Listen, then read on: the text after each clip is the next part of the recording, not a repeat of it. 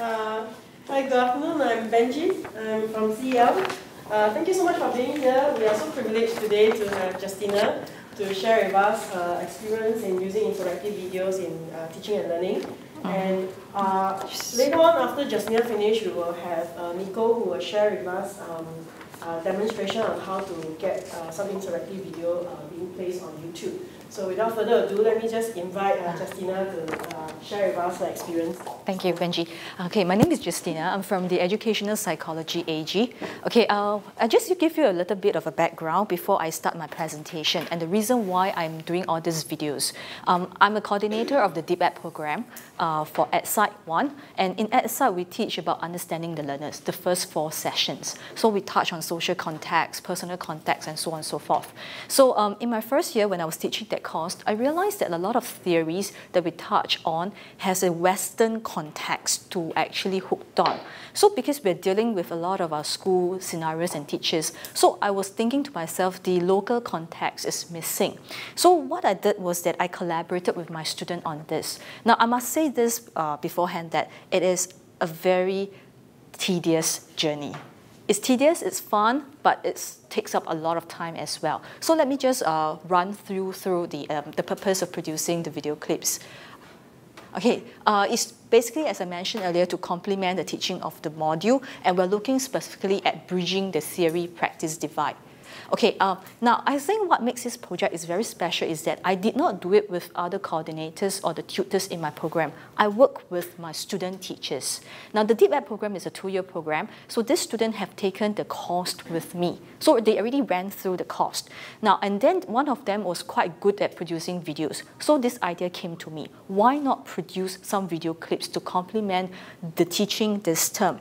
So that's what we did. We did 2 primary school clips and 2 secondary school clips. Okay, so it's really a big collaboration effort. Okay, this is the timeline. Basically, we started last November, the conceptualization of the project. I went to finance to ask for money. I asked about 15,000. Okay, I have the support of my AG head because I put in the proposal with the idea that this video will also be disseminated to other programs as well, PGDE as well as degree. I pilot for Deep Ed first. So between December to January, we wrote the scripts and we contacted the schools. And the scripts were written by the student teachers. We had a focus group discussion with the school. We wanted something that is real life, you know, that the teachers actually encounter. We wrote the script, he wrote the script, and I actually vetted, and we do to and fro for about 6-7 times, you know, just to make sure. Now, the scripts are not written in vacuum because we have a set of theories that we are teaching. So when you have these theories that we want to teach, right, so I asked him to keep in view these theories. And I also proposed some scenarios for him. For example, social media is a big thing right now. Okay, about the social media, we talk about cyberbullying and things like that. So these are certain scenarios I wanted him to incorporate into the script. That's why I wanted to achieve the objective of marrying the local context and the theories. Okay. Now, February to May, we had the filming of the 4 video clips. Now, I'm the person who liaises with the school. I went to this secondary school. I went to 1 primary school, and CEL people helped me with the cameras, the lighting. But my guys are also doing the directing. So I have my own producer. In total, 3 student teachers work with me, 2 producers, 1 director. But I have a lot of help from CEL. And then between May and June, we did the editing and the finalization of the clips, okay, plus the voiced over and things like that. So it's all with CEL's help.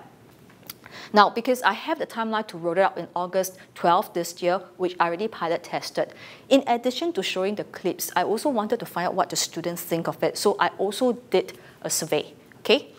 Now, just run through very briefly, these are some of the theories that make up the spine of the video clips. Now, these are the theories that we are going to teach in our classes, the EdSite classes. So when we do the script, right, the script writing part was the most important part, what to put in, what to take out. Because what we put in is just as important as what we take out, okay? Yeah, the next thing here. Now, I just show you some of the clips that we actually, that we produce. Unlike Angel, Melissa does not get along well with her parents. She thinks that her parents dote on her younger brother more than her. She gets reprimanded by her mother over trivial matters every day.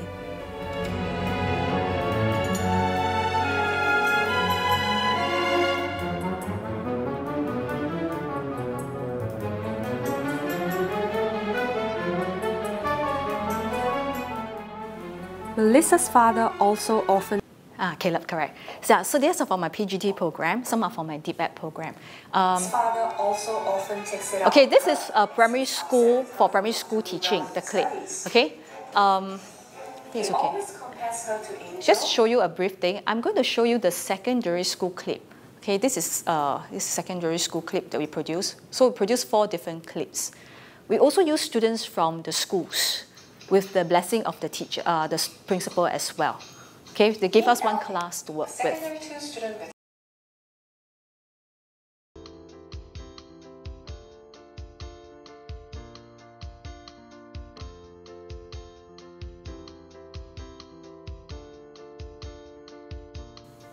Alvin is secretly recording Miss Gina in class again.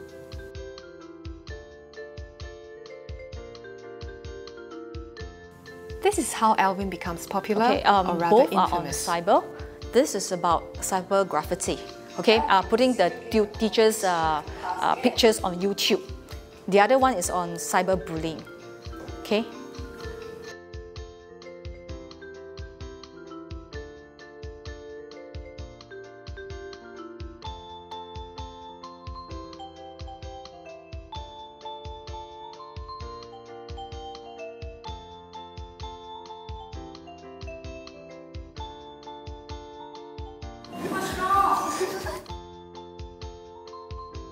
Alvin, what are you doing?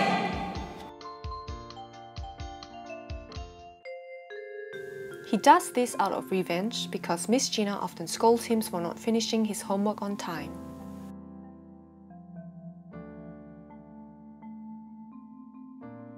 Okay, I think it's okay. Yeah, so these are some examples of the clips that we produced. Now, each clip is between 8 to 10 minutes in length. Okay, for the first part of the so-called Ed-Site course, 4 session is on understanding the learners. Now, I strategically put the video clips in the 2nd and 4th lesson.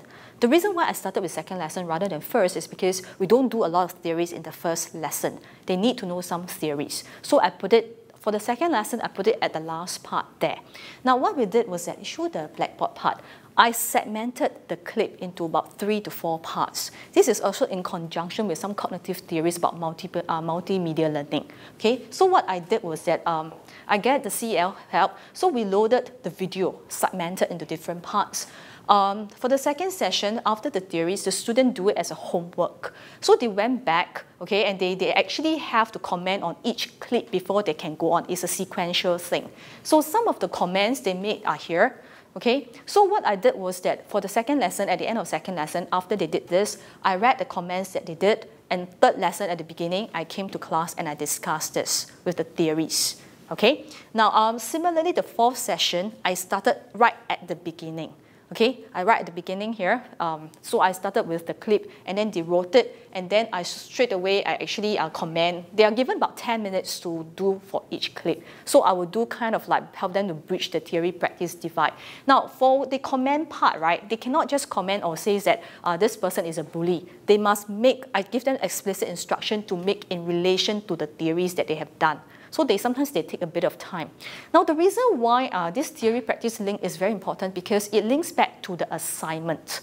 Because when we did the survey plus the interview, a mixed method approach, the students tell us that actually it helps them in the assignment. Because for our final assignment, they need to make use of the theories to link to certain issues. So the students actually surveys that it helped them in that case itself.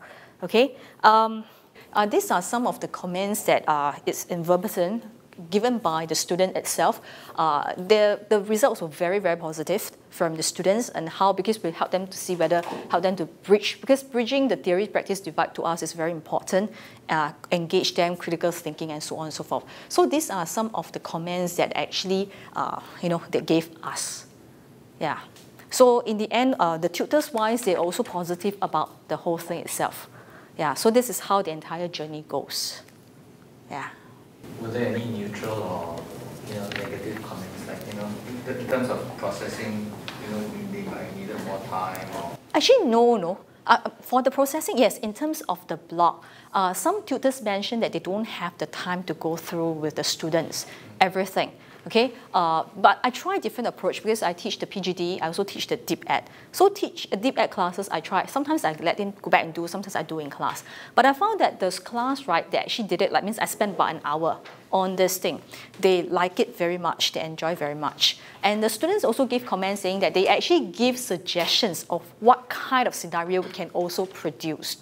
They also tell me that perhaps we can do more clips to show them, you know, so on and so forth. But I must also say that the entire process, I was very fortunate to have all the help, because without, what I find very proud of this project is really the collaboration between the student teachers and teachers, because they have gone through the course, you see. So it's like a senior doing something for the junior. Yeah, so I find that very meaningful for the entire project. Any feedback from the learners, the student teachers, about the depth of learning? The depth of learning.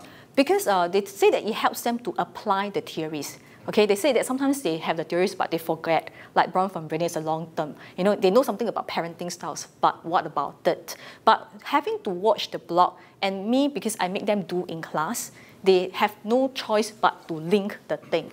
Then at the end of it, I don't just comment on what they've done. In fact, I draw up a mind map.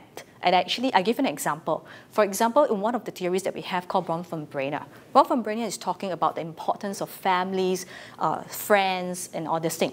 Now, but very interestingly, one of the clips shows this girl, she has a good family, she has friends, her results were good. But having this so-called positive environment actually caused her to learn to be helpless, in the sense that actually when she was backstabbed by her friend, she doesn't know. She has no perspective taking. So in the end, we question the theory. How relevant is the theory? So because we told the student, don't just take the theory, you know, at the face of it. You got to critique it. You got to understand and make sure that you know the context in which it's anchored. So that was a very interesting point that was brought up. So I make them see the link. You know, in a way, we question the theory in the process. Yeah. So. Yeah, that was my part. I think I will just hand it to Niko to explain about her part.